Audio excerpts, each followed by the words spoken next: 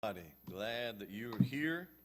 If you'll be opening up your Bibles to 1 Timothy chapter 2. 1 Timothy chapter 2, that is where we'll camp out today. If you remember last week, we looked at 1 Timothy chapter 1, and we talked about how that doctrine was the theme of chapter 1. It's called the faith, it's called sound, it's called doctrine, it's called glorious.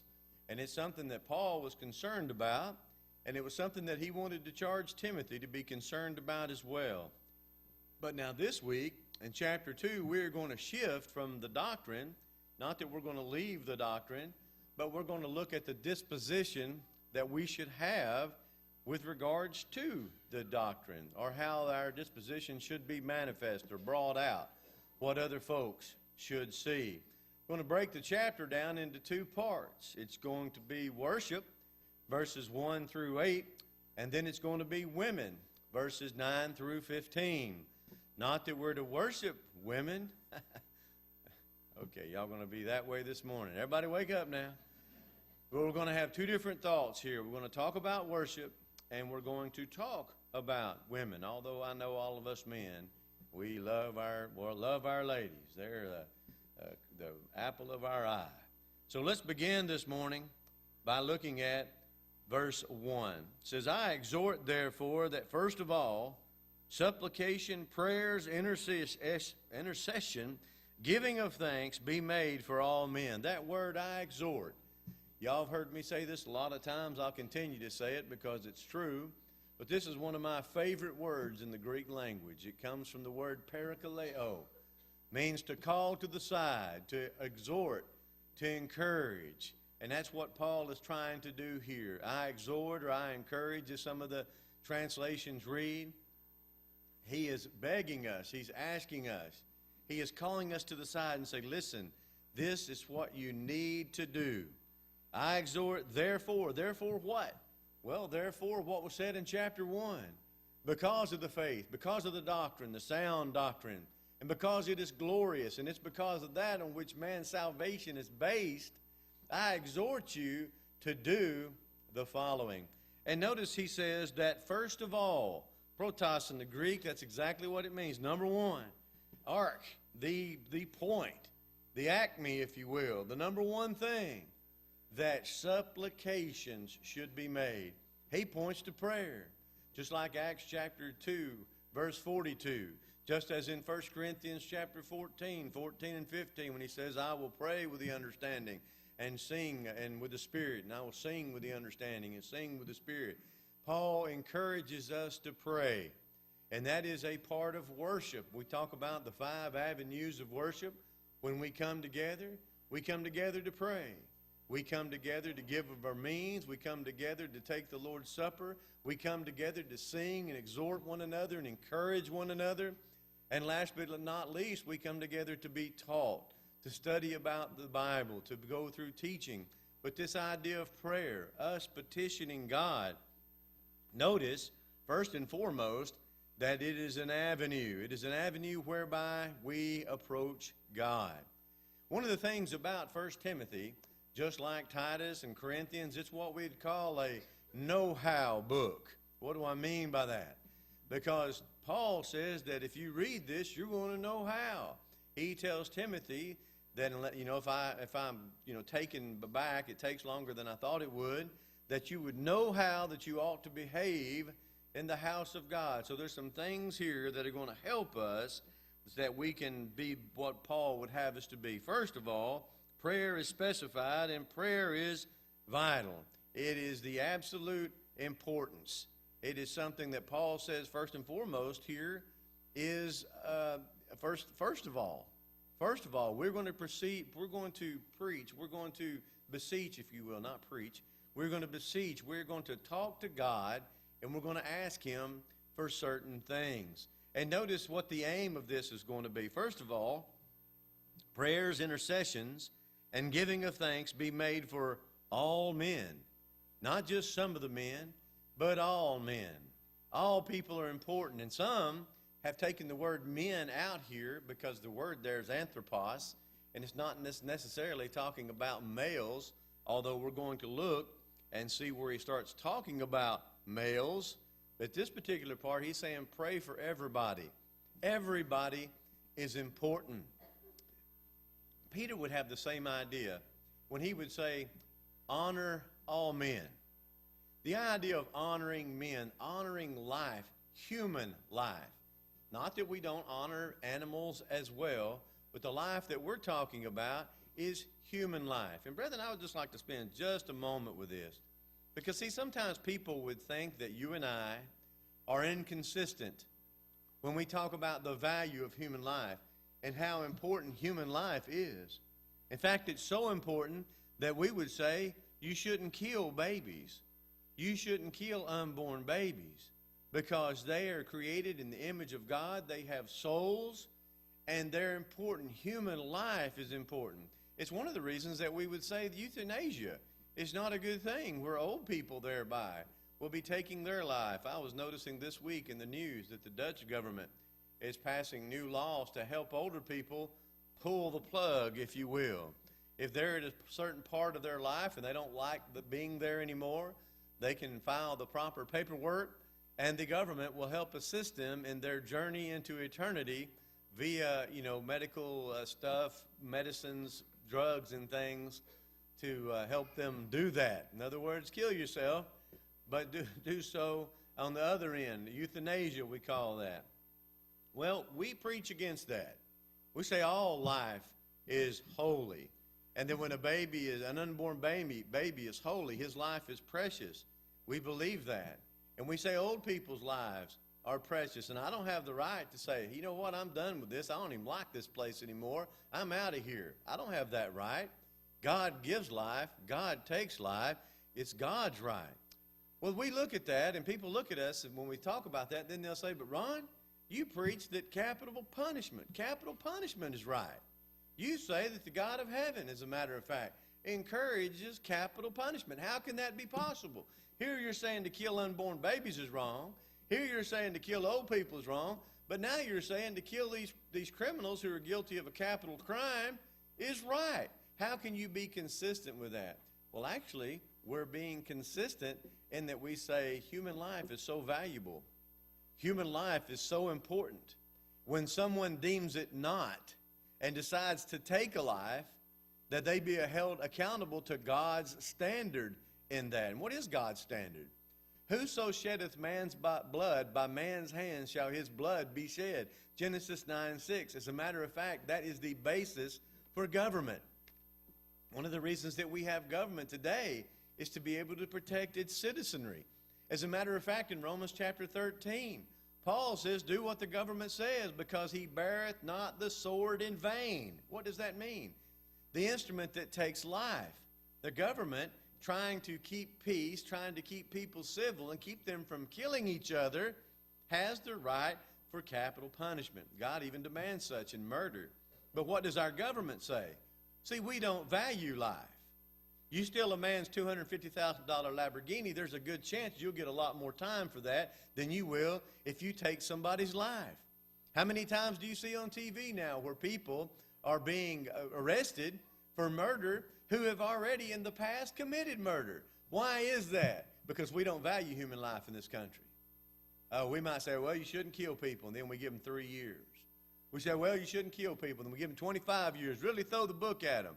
But, the prisons are full and everything, so they'll do about a third of that. That's about 8 years, and then we'll let them out. That's not valuing human life. Valuing human life is when you have a man who kills another man in cold blood, that you exercise what God has said, and you take his life. That's because life is important. And the message that we ought to be sending is, you better not kill people. Because killing people, life means something. Life is important. Life is valuable. So right here, intercession prayers be made for all men, all mankind. Honor all mankind, whether it's babies, whether it's old people. Everybody's life is valuable and precious in the eyes of God. But notice who we're to pray for. We're to pray for all men. That would include the lost. And I'll tell you something else. In praying for the lost, we're going to be thinking about the lost. And that's going to help us. We're to pray, notice verse 2, for kings and for all that are in authority, Well, why are we to do that? Notice he goes on and says that we may lead a quiet and peaceable life in all godliness and honesty. Let's live upright. Let's be honest with our fellow man, and let's be at peace. You can't do that when another government is shelling your house or the town in which you live. War changes things. You go from a situation where you have an optimum platform to preach the gospel, if you will. You have a good surrounding whereby you can discuss with men and your neighbors about Jesus Christ and Him crucified. You can't do that if you're running from machine gun fire. You can't do that if the country is hungry because your food supplies and things have been cut off because nations are at war with other nations. So what should we pray for? We should pray for peace. Peace and tranquility whereby we can go about living our lives, raising our children up in the nurture and admonition of the Lord. Imagine trying to raise your children up when you're being shot at, or you're having artillery, or you have enemy tanks rolling through your city. You're trying to figure out, you're not going to be sending your kids to school. They're not going to be learning the things that they need to. As a matter of fact, you're simply going to be trying to survive. Paul would say, or in his case, we're talking about the Romans. We're talking about during the administration of one of the sorriest individuals that's ever lived, that being Nero Caesar, who actually took human beings, they were Christians, but he took them out and he hung them in his garden and he lit them on fire. He was a terrible man, a man who thought nothing about life and would have people executed at the drop of a hat. He was crazy. He was absolutely somebody that was terrible. What's Paul say? Pray for him. Pray that he'll make the right decisions. Pray that he'll make decisions whereby we can be in peace and we can live with our fellow man and we can go on and do the kind of things that we need to do. Well, notice not only that, but the arguments that Paul's going to make for having this prayerful attitude. First of all, it's the pleasure of God. Notice verse 3.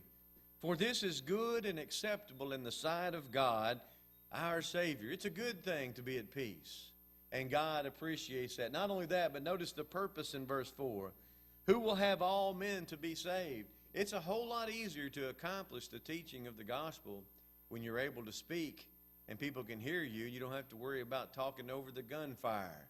That's the way that we want to be. That's the way we want. He will have all men to be saved and to come into a knowledge of the truth. That's why we're to pray, to live a peaceful life, so that we'll have an opportunity to do that very thing.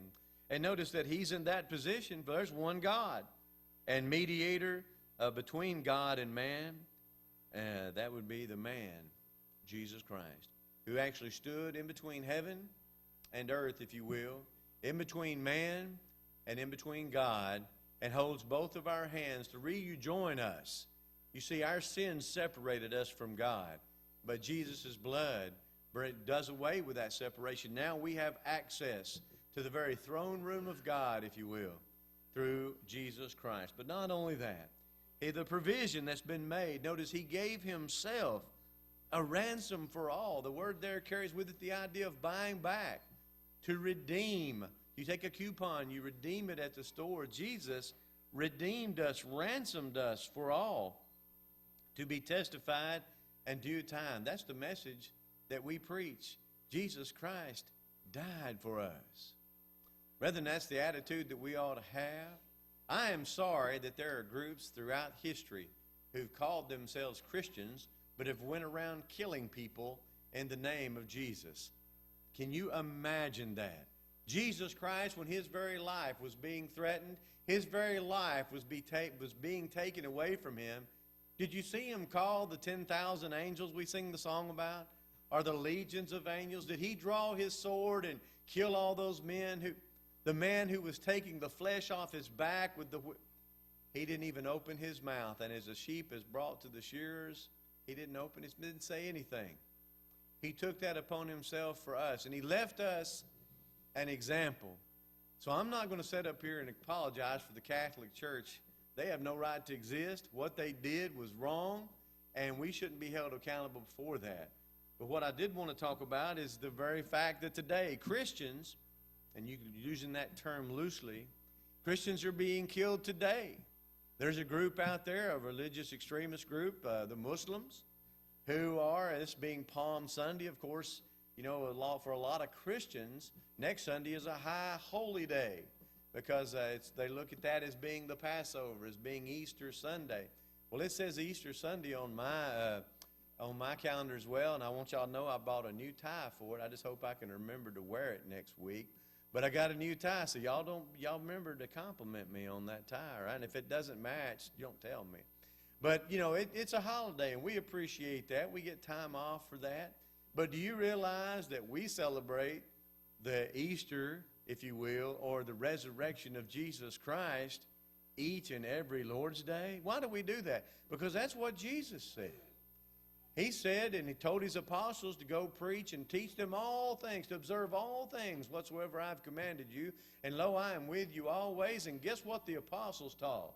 To come together upon the first day of the week, to break bread, lay by in store, to have the assemblies of the church. We do that each and every Lord's Day. We partake of the emblems of his death each and every Lord's Day because that's what the Lord said. Well, God has given the provision. Jesus Christ has given the provision. Notice the preaching.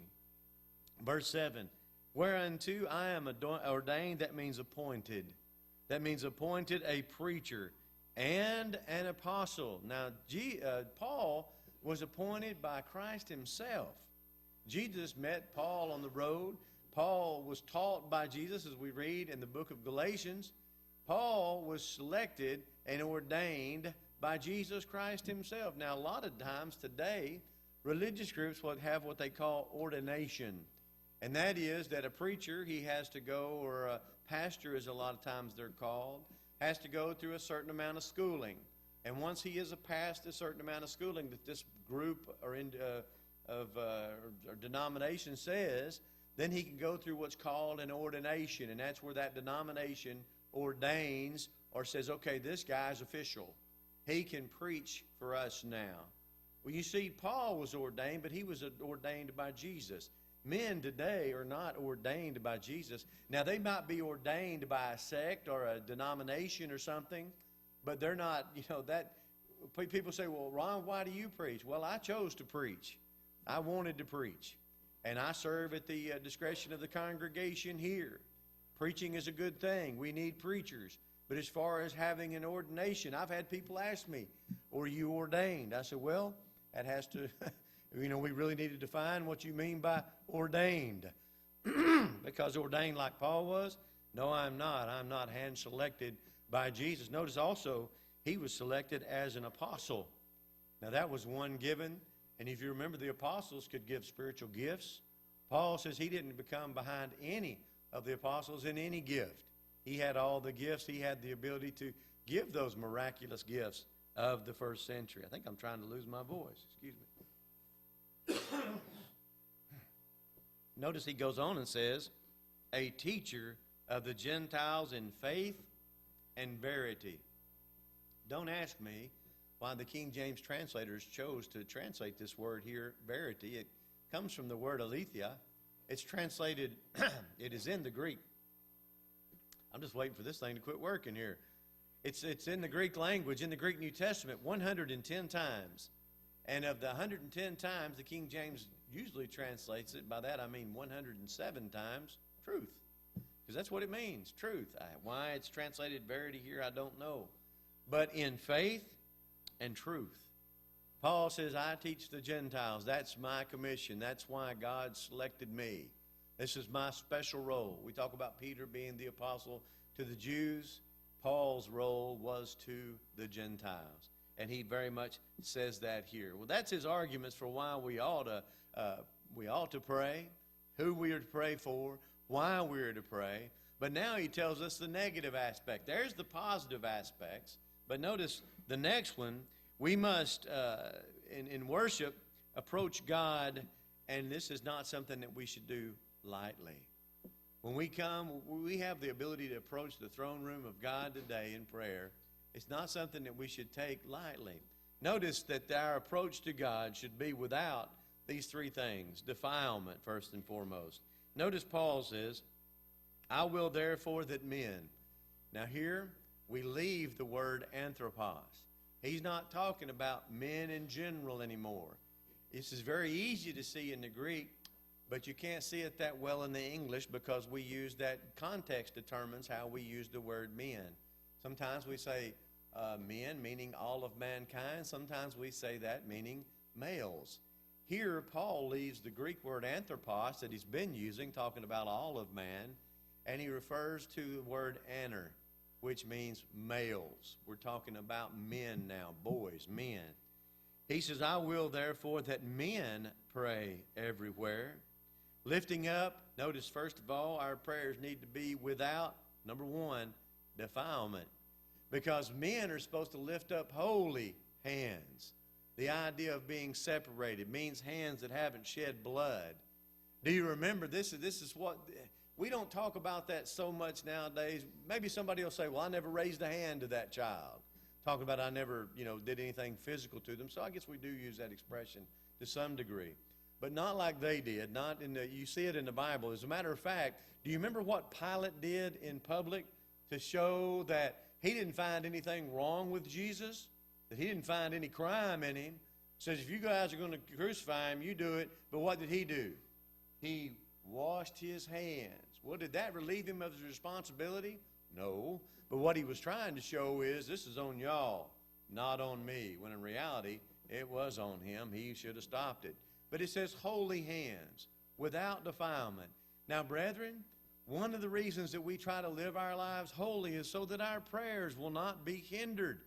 Do you realize, men, that the way that we treat our wife can affect whether our prayers are heard of by God? That's what Peter says, that your prayers be not hindered. And brethren, you know as well as I do, if you've lived your life in times past like you should not have, being a child of God and you're in sin and you know you're in sin, it affects your prayer life. You don't want to go to God because you know what you need to be going to God to talk to Him about. But you don't want to do that because for some reason you're hanging out in this sin. I think some of us have been there before. It hinders your prayer life. That's what Paul's saying here. Live your life in such a way that you can approach God without defilement, that you can approach Him with holy hands. Notice he goes on, without wrath. In other words, without discord. You don't want to approach God when you're arguing with your brethren, when there's discord in your life, and this last part, doubting. Doubting is something, friends, that when we're when we're praying, we have to leave that aside. Remember what James says about that. When you pray, do it without wavering. He says, for a double-minded man is unstable in all of his ways. In other words, don't pray, Lord, please do this, although I don't think you probably will because that's probably not a great thing. Don't pray like that. Pray believing that God is going to answer your prayers. Pray for the things that you ought to be praying. Because James would even go on and say, a lot of times you don't get what you're asking for because you're asking for your lusts. You're asking for things to spend it on yourself and do things with yourself. But pray for the things that you ought to be praying. That's the idea here. When we approach God, we need to do so without defilement, without discord, and without doubting. Well, let's move on to the much more appealing side of this chapter, and that would be the idea of women. First of all, notice in verse 9 says, in like manner. In other words, think about everything that we've talked about, how important prayer is, and how it's first of all, in worship. Paul says, first of all, this is what you need to do, and how holy it must be done, and that there's a prescribed way in doing what needs to be done. These are the reasons you ought to do it. These are the negative reasons that you ought not to do it this way. And now he swaps over and says, and just like that, of importance, of the same of importance that we just talked about with men raising up holy hands, he says in like manner, there's some things that our ladies need to do. In verse 9, in like manner also, that women, that is the female, that's called gune. When you read that word in the Greek, we would bring that over, anglicize that, G-U-N-E. Say it however you want to, but I think it's gune. That's talking about ladies. Talking about women. Different than men. Our roles are different. We have different responsibilities. We're better at different things. Women have their role. Men have our role. We're to lead our house. Women are to subject themselves to our headship. It is a shame, and it is enough to make angels weep when men will not rise to the occasion which God has given him and take the spiritual headship of his home, yet turns it over to his wife while he goes out and does the manly things on Sunday mornings, like, well, you just fill in the blank with all the things that men think are so manly. Well, notice what he says here. Like manner, women also, this word adorn. Ladies, do you ever wear any cosmetics? You ever wear cosmetics? I don't, but you might. Comes from the word cosmeo. That's where you get your word cosmetics. Adorn them. So in other words, put on. And what does Paul say here? In like manner also the women adorn themselves in modest apparel. The idea of modest carries with it the idea of decency. Decency, modest. A sober mind is the idea. Dignity. In other words, above reproach. The way that you dress, ladies. Now, men have the same responsibility. Men should dress responsibly. But here, the emphasis is going to be on what Paul's saying. He's not really talking so much about the very items of clothing that you wear, even though some are mentioned. He's trying to show the frame of mind that should undergird it all. You give a lady the right principle. You give her the right principles about how she should conduct herself, the dignity that she should conduct herself, and she's going to make the right decisions when it comes to her clothing. We live in a day and time when, one of the fortunate things that I have a DVR, and we can fast forward through, the commercials, which I do most of the time. But I do see glimpses. And I realize that there are naked women on my TV from time to time trying to sell Victoria's Secret. As a matter of fact, you can't even walk in the mall without having to look the other way, because not only do you have naked women on the walls, but these naked women are the size of Goliath. They're like, 2 billboards long. And it's hard when we live in a day and time like that. It's hard when we live in a day and age when women are encouraged to wear things called yoga pants, which are nothing more than, just nothing, and say, well, I'm modest. Well, now, I may catch some grief for what I've said, but it's the truth. That's not the idea of decency and dignity that Paul is here asking for. Notice, in modest apparel, with shamefacedness and sobriety. In other words, think about what you're doing. Be sober-minded, not with broided hair. Now, he's not saying that if you have your hair in braids that you're sinning. But he's saying don't let the hairdo that you have define who you are. Or gold.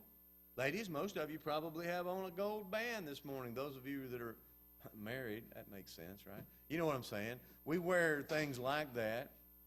That's fine. Paul's not saying it's wrong to wear a gold ring. He's not saying that it's wrong to wear pearls. And he's not saying that it's wrong to wear costly array. Because I don't care what you have on.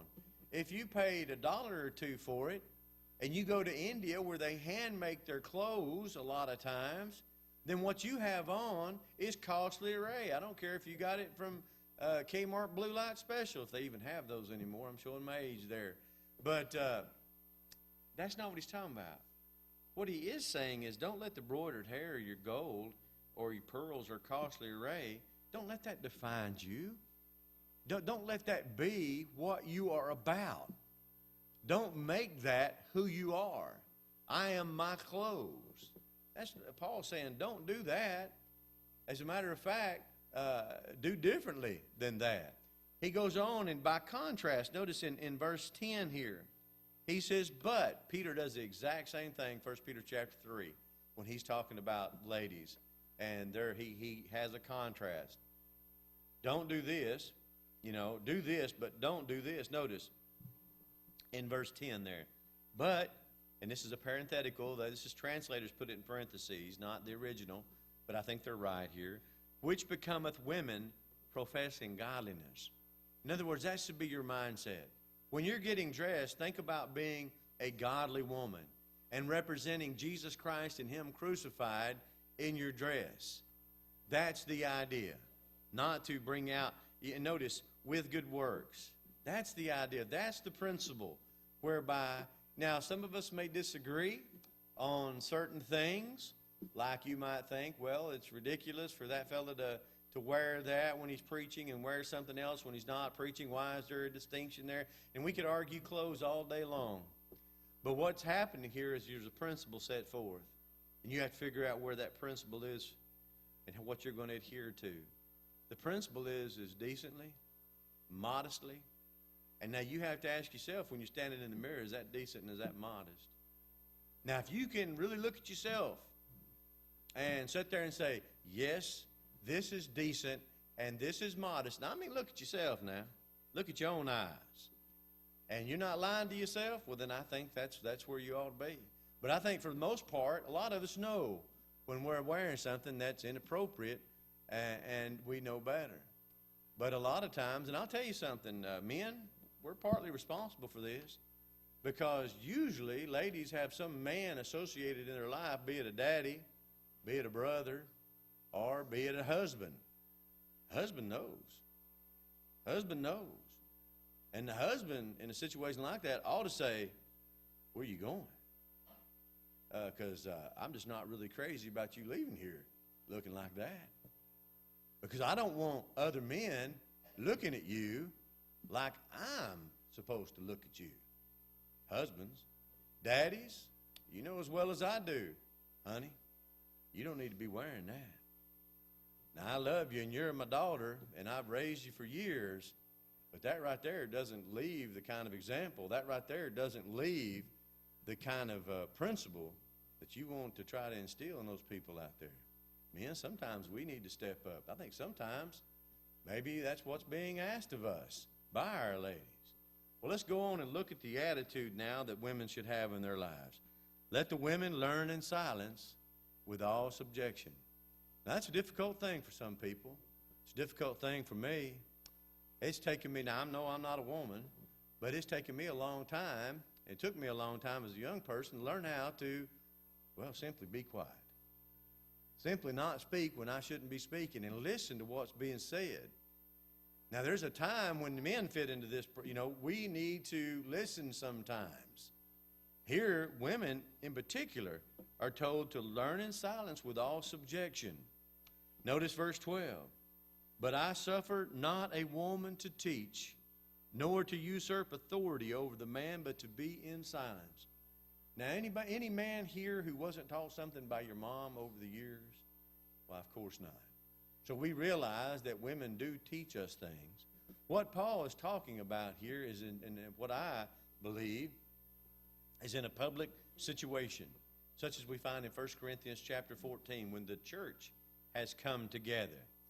Now, for a woman to stand up and take issue with what I have to say and teach from her seat, I believe is what's being spoken of here, that would be wrong. It would be wrong for a woman to preach to a congregation of a mixed audience. I believe that's exactly what this passage is talking about. He says, I suffer not a woman to teach nor to usurp authority over the man. These are gender-inclusive terms, gunes over aners, over the man, but to be in silence. In other words, there's a time to speak and there's a time not to speak. And this, for ladies in the worship assembly, is not a time to speak. Now, and notice the arguments. Now, a lot of times people have just said, Paul was a chauvinist. I've heard that. You've probably heard that. I've also heard people say, well, I'm just not going to pay attention to Paul. I'm going to do whatever I want to do. What we have to remember is Paul's not writing this just to have something to do. The Holy Spirit is having this penned. God, through Jesus Christ, who's given the words to the Spirit, is telling us these words. Paul is simply the pen by which they are being written down. Paul says that God says. Adam, here's the reasoning, was first formed.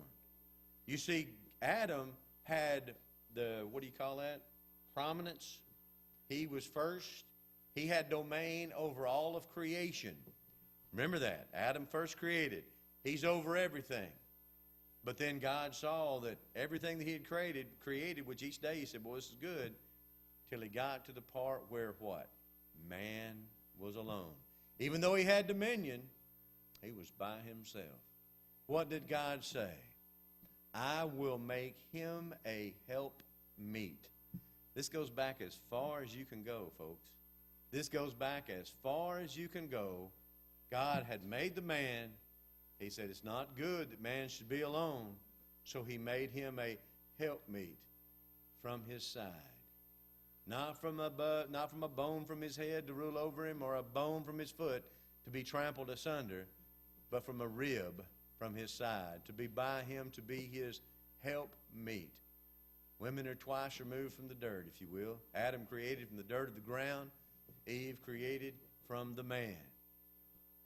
Paul says that's the first reason. This is the created order of things. And then the second reason, Adam was not deceived. But the woman being deceived was in the transgression. Adam probably wouldn't have been as easily misled. You know, one of the things that I love about women, you might say, well, no, I'm not like that. But it's always appeared to me, women seem to be a little more trusting.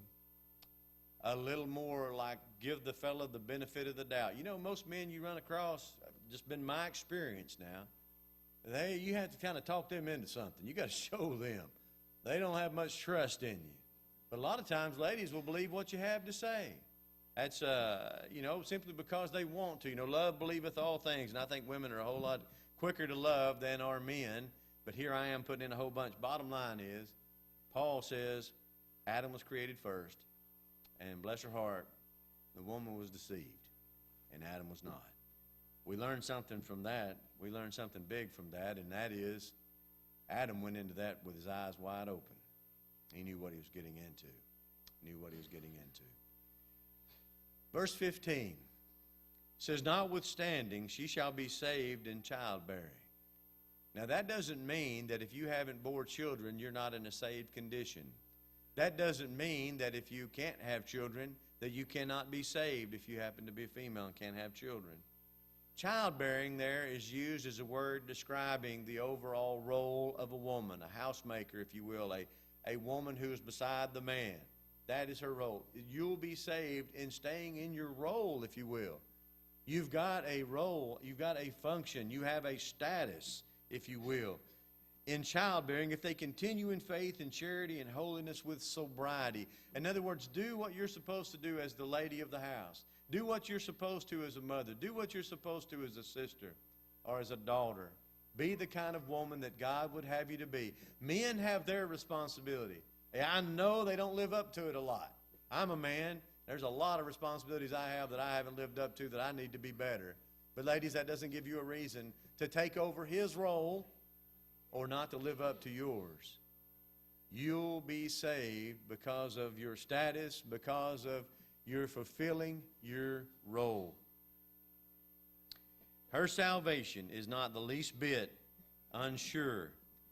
A lady who is faithful in her role as a mother, as a housemaker, is just as faithful as a preacher standing in the pulpit fulfilling his role. We have God-given responsibilities, and that's exactly what Paul is saying we need to live up to and encourage to. If you're here this morning, you've never obeyed the gospel of Jesus Christ. Now, there's a transition for you.